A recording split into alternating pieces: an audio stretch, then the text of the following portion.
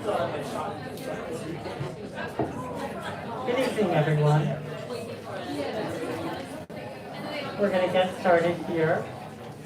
My name is Silas. Welcome to Brookline Booksmith's author event series, and welcome to our new event space. Much like the world around us, we are in transition here at Brookline Booksmith, and while we ask you to bear with us as we nail down this new arrangement, we also hope that you'll join us in appreciating the beauty of our evolution as we expand both our physical space and our beloved community. A few housekeeping notes: please keep your phones on silent, and please support our artist's work in whatever way you can, whether that means following him on Instagram at Beryani, on Spotify at Salman Hussain, or buying his debut book of poetry, slated to hit shelves later this year. We're here tonight for conversation and celebration with Salman Hussain, the first artist appointed by the Brookline Commission for the Arts, Chris Santos Emerging Artist Program.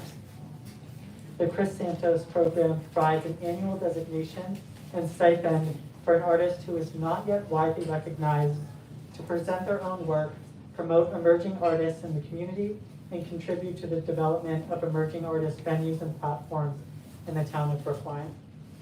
Salman Hussain is a poet and rapper who grew up in Brookline and is currently at Harvard Business School. Mr. Hussain is deeply passionate about the arts and has performed his poetry and music at venues across Montreal and New England, including Yale and Boston University. Through the Emerging Artist Program, he hopes to, quote, build community after an isolating pandemic through the appreciation for the arts that showcase the rich fabric of our experiences, galvanize interest in various art forms through interactive events, and cultivate opportunities for Brookline residents to be involved in art and cultural festivities. Back here with us tonight to do just that is Salman Hussain.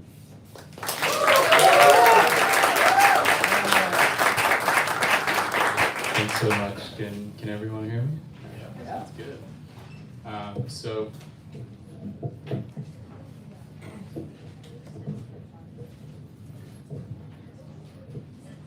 I'm going to read a couple poems today from the upcoming book. Some of them are not on social media. They're just save them for you guys. So it's just such a privilege to be here. I grew up in Brookline. I used to come to the bookstore when it was a lot smaller. And it's just a privilege to be here in front of so many friends, family, and future friends that I haven't met yet. So thank you for coming. Going with that theme of when I was young, I used to write letters to my future self.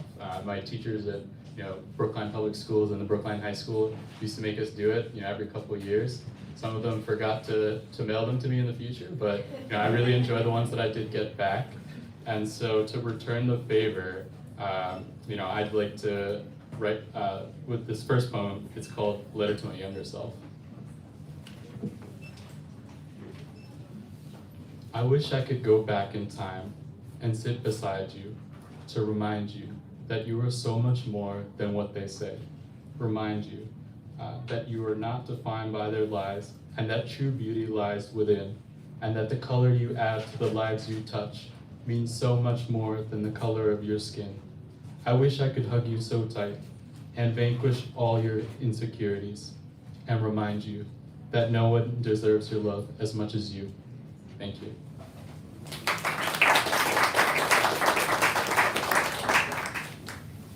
This next poem is dedicated to anyone who's ever felt FOMO scrolling through Instagram looking at vacation pictures. It's called Santorini is Overrated. Who needs a vacation when every moment with you takes me 1,000 miles away from every problem I have ever known and somehow simultaneously makes me feel right at home? There is no place I would rather be than right beside you. You're home and an adventure all at once.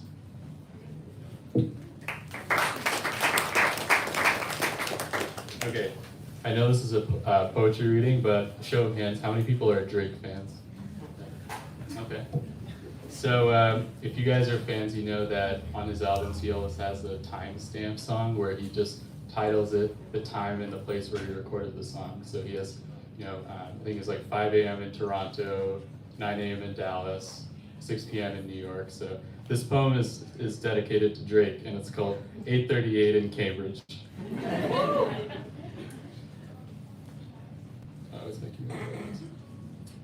I have this thing when I look at someone. I see numbers, I see time. They call it synesthesia, and you were 8:38, a sunrise on a winter morning, and the feeling of warmth of its gentle glow through a frosted window.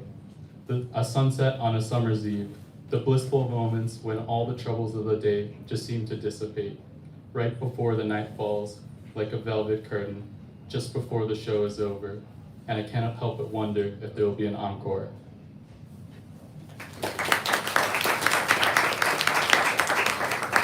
This next poem is dedicated to a good friend, Eli Yarborough. He sent me a text in the middle of the night. It was like 3 a.m. saying he read it, and it was like 3 years old. So it shows that he was a good friend going through my Instagram in the middle of the night. Hope you enjoy it. And it's about, the next couple poems are about growing up. The irony about growing up is that we spend all this effort trying to find ourselves, only to realize we are searching for the same feelings that made us happy when we were young. Maybe this whole time, instead of finding something missing, we were returning to ourselves.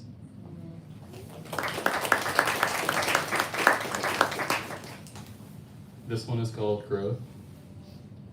I used to think that growing meant increasing in some way I could quantify. How old, how strong, how tall am I? Now I see growing means learning to love who I see in the mirror, learning to stay sweet to even the most bitter, learning to move on when they want me to retreat, learning to accept apologies I never received.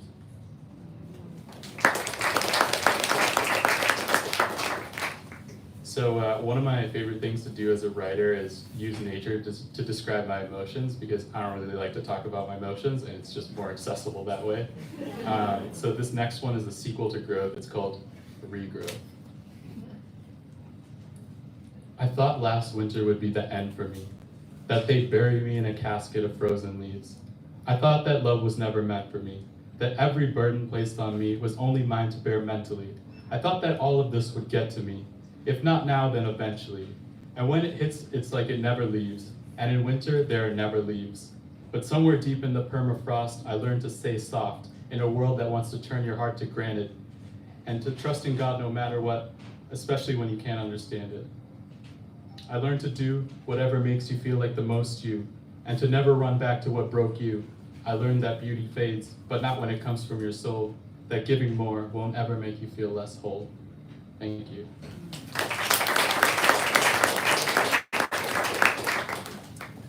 This next poem is called The Queen. It's a love poem. I know Valentine's Day is in 2 weeks, but that's just a commercial, social construct, so there's no harm in starting early. I like to reread our messages, to reaffirm that you're heaven sent. Your eyes are moonlit portals that take me to places I've never been. I like to sit in the shade of your shadow and just listen to your every word melodically, pluck every fiber of my being. So speak softly to me, so that your words may land on the petal of a rose and not scratch its serene skin of velvet. For even when I am not in your presence, your memories caress every crevice of my mind. Far brighter than nebulas do your eyes shine. No wonder every star in this moonlit sky bows only to you, the center of my universe, the most humble queen. Thank you.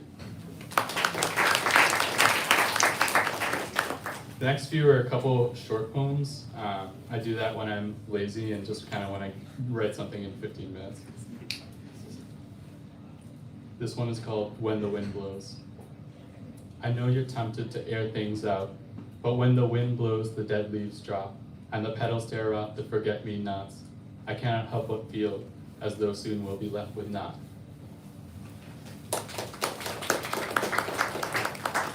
And this one is called Solar Eclipse. You call me your sunshine, but to me, you're the sun and I'm the moon. I just reflect your light, for amidst a sea of stars, I only shine because of you.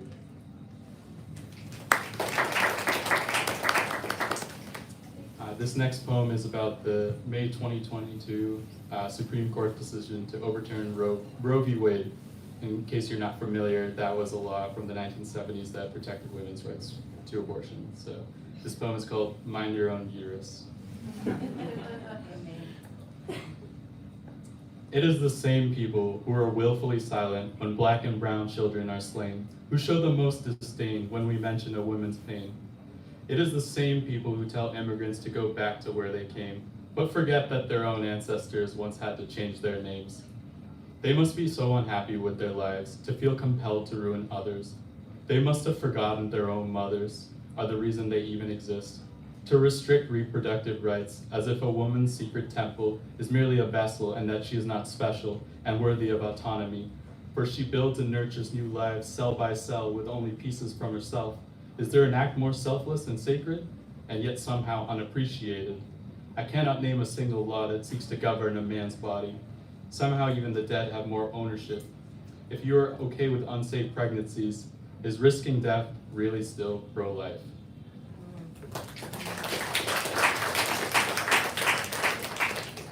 This next poem is called Just Enough.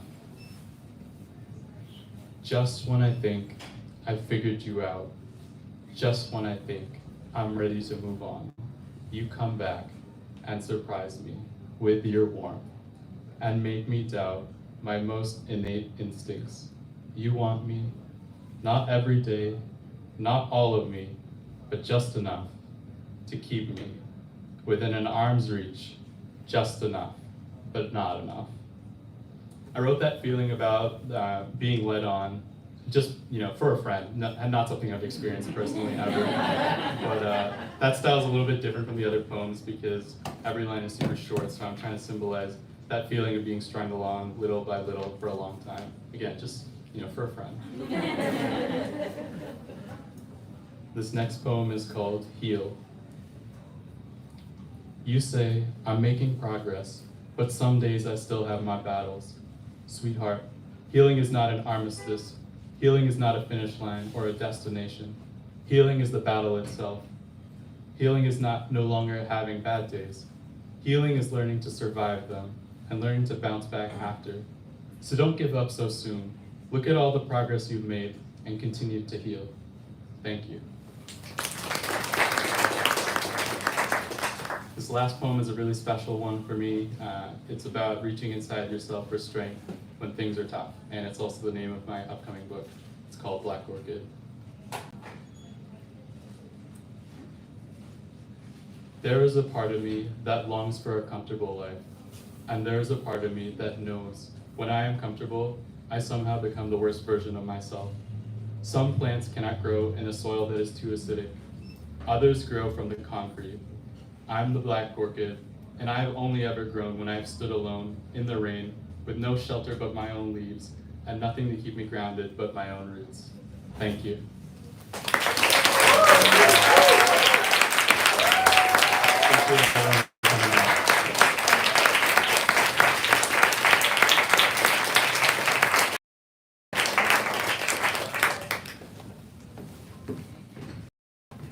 Thank you so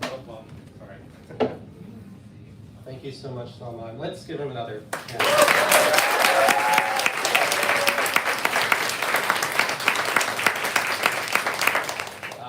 I'm Daniel Gostin. I'm the chair of the Brookline Commission for the Arts. Thank you so much, Brookline Booksmith, for having us and for showcasing Salman. It's really fantastic. Thank you for sharing all those poems. And do we know when the book might be out? We'll see. We'll see. I know we've been going back and forth about it, but sometime this year. So hopefully it'll be sold. Right, come back right here and get it. I just want to thank you. But we also have a special guest, Chris. Chris Santos, who this program is named after, was so generous in donating funds to start this. As you heard it from Silas in the beginning, this program was created for someone who's not published or hasn't done any high-profile events in the Boston area or anywhere else, but a resident of Brookline who's an up-and-coming artist, and for the Commission for the Arts and other community leaders to give them opportunities for performance and help with publishing and so forth. So, Chris, thank you so much for your generosity.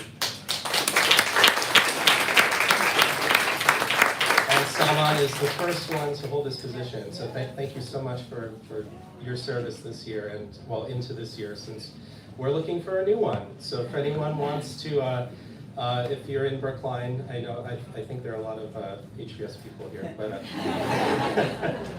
I'm doing my MBA now too, and I'm on the Arts Commission, so it can happen. So there are flyers on your chairs. If you didn't get one, you could come up after. I'll leave some out somewhere as well. There's links to Salman's Insta and Spotify, and also the BCA website. If you are interested, could get more information. My email is on there, as well as the general email for the Arts Commission. So if you have any questions about this program, just feel free to email either account. So, did you want to say anything, or? No, it's good. You did great. So we have two other commissioners here, one former commissioner, which Amy Emmer and Peg O'Connell. They help out with the program. I thought that we would open it up to Q&A, although that was pretty great and self-explanatory, but but if anyone has any questions for either Salman, me, one of the other commissioners, now's the time we can open up a conversation. Yes, Chris. So how did you choose poetry over prose? Because usually when one writes, I was a music and English major, so I did a lot of writing. How did you choose between the poetry? I think number one is I have a little bit of a shorter attention span than most people, so I just need to. It's like feedback. It's easier for me to kind of complete thoughts, one at a time. The other thing was I grew up, absolutely loving rap music, and that's the genre that I identify with the most, and that's really, characterized by intricate rhyme schemes and storytelling. And so, my first poems were just raps that I couldn't figure out how to put onto music, and then I just realized I probably enjoyed writing poetry more than making music. So, yeah. Can we hear one? No, we don't have the instrumentals, so next time. Salman, could you pick a poem and share the backstory behind one of your poems? Sure. So the regrowth one, that one I wrote without knowing what it was really about, and I'll explain what I mean. I think sometimes I'll just pull out my phone and just start writing, and then I don't really fully understand where that was coming from until much later, and sometimes it takes me a really long time to finalize a poem. So that poem, it's like a double entendre. It's about regrowth emotionally, but also it relates to my journey with alopecia as well. And so when I got alopecia, I didn't fully kind of understand, the impact of it until years later. And so that regrowth poem is kind of symbolizing my ability to kind of thrive from that difficult situation. Again, through the nature metaphor, I just kind of wrote about nature, but it kind of ties into life experiences. Yeah. Salman, first off, just want to say thank you. All of that was beautiful. Just appreciate you sharing. So you spoke about a range of emotions and topics, experiences. So what's your favorite experience or topic to write about and why? It's a great question. First of all, nice jacket, by the way. Less shiny, but it's a good question. I think I really like writing about emotions that people experience but don't like to talk about, because there's this quote that really resonates with me, that the irony about loneliness is that everyone feels it at the same time. So I think what I really try and do in my writing is write about things that maybe people don't like to talk about, but they're probably feeling on the inside, if that makes sense.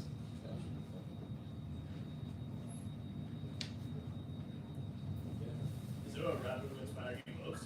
Yeah, I started rapping after Drake first started putting out music, and I think he's a little different now. I think he's he's sold out a little bit now. Got a little fat and happy, but at the beginning he was really great about showing vulnerability, and I think that's what struck me. Is like, this guy is like, writing really sad, like, rap songs, or like not afraid to kind of show, the backstory of, who he is. So I think that's, where I got onto it. Don't really like any of his last like 5 albums, but at least he inspired me at the beginning. So why are you interested in career in business I've not read any business school poems yet, but I think that's a good question. It's the existential crisis question. I think for me, like, maybe there'll be a day where I'm a full-time artist, but right now, like, there's a lot of things that are important to me, and one of them is really kind of driving change in healthcare, and I feel like right now I'm blessed with the opportunity and education to achieve those dreams. So, and thankfully I somehow find time to do both things, but it's definitely kind of a challenge in terms of making time for art. It's really critical because it's like a muscle. Like, you can be amazing at it, but if you don't practice regularly, like, you lose it really fast. So I hope that answers your question. Like, I think I'm just someone that has multiple interests, so I like to pursue I them. think you can find art in business school. Yeah, I'll get there. Yeah. How does your background in healthcare kind of like inform your art or connect with art? That's a good question, not something that I've thought about before. I think, at the end of the day, healthcare is about helping people who are in need. And so, when I write, it's not, just for myself and kind of having closure on things, or for the fun of like writing something cool, but it's also like connecting with people. And so I think that's like an important aspect of healthcare, is like really, like really getting to know patients while you're trying to provide the best possible care for them. So I'd say that's probably the one connection I can think of off the top of my head.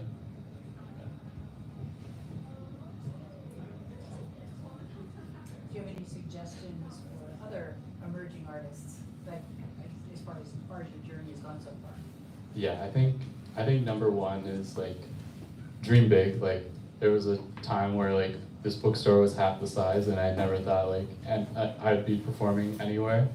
And so I think like my elementary and high school teachers, like, they always encouraged me to write, and we had like poetry units, and I didn't really think too much of it at the time, but I enjoyed it. And so like just really lucky that that kind of opportunity was provided early on. Not everyone, when I went to college, I realized not everyone has that kind of luxury. And so I think that's one. And then two is like make time for it, because years will pass and you won't like accomplish the things that you wanted to do at the beginning. And then number three would be like, don't be afraid to say your piece. Like, you're just going to be able to connect with so many amazing people, like many of the people in this room. And being authentic is the good way to do it, even if it's a little scary sometimes. Yeah. Any questions for this guy? Well, cool. Well, thanks so much for everyone to come out. I don't know if there's anything to... Oh, Yeah. never mind. No, we'll give him another.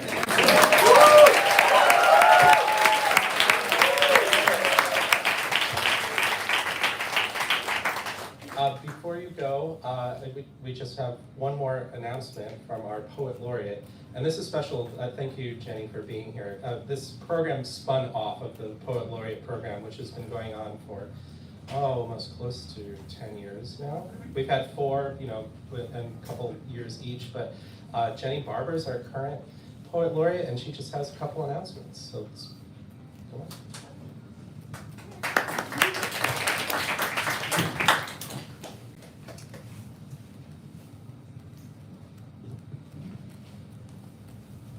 Thank you, Salman, for those poems. Thank you for sharing them. And it's great to see all of you here. I hope several of you will apply for the Emerging Artists Program. On Thursday, March 30th at 7 o'clock here, there'll be a reading featuring two poets, Maura Linehan and Mary Bernard, and that will be in celebration of Women's History Month. And I also have another flyer, which isn't on the chairs, but March 21st at 7 p.m. we'll have 4 local poets. Each of them will read 4 poems. So this series is called 4x4. And I have a bunch of those flyers if you're interested. That's at the Public Library in Coolidge Corner on Pleasant Street. It's great to see you all here. Thank you all for coming.